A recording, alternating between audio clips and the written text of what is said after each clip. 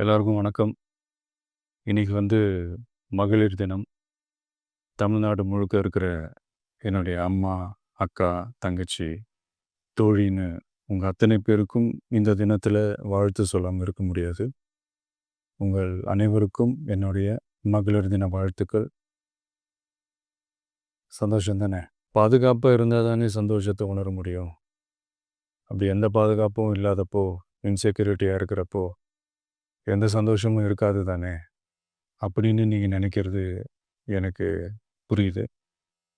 என்ன செய்ய?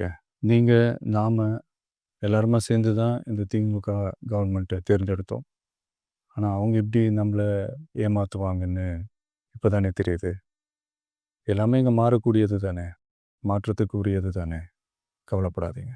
2026 நீங்கள் எல்லாரும் சேர்ந்து, இல்லை நாம் எல்லாரும் சேர்ந்து இந்த மகளிருக்கான பாதுகாப்பை உறுதி செய்ய தவறிய இவங்களை மாற்றுவோம். அதுக்கு இந்த மகளிர் தினமான இன்னைக்கு நாம் எல்லாருமா சேர்ந்து உறுதியேற்போம். ஒன்று மட்டும் சொல்கிறேன், எல்லா சூழ்நிலையிலும் உங்களுடைய ஒரு மகனா, அண்ணனா, தம்பியா, தோழனா உங்களோட நான் நிற்பேன். நன்றி, வணக்கம்.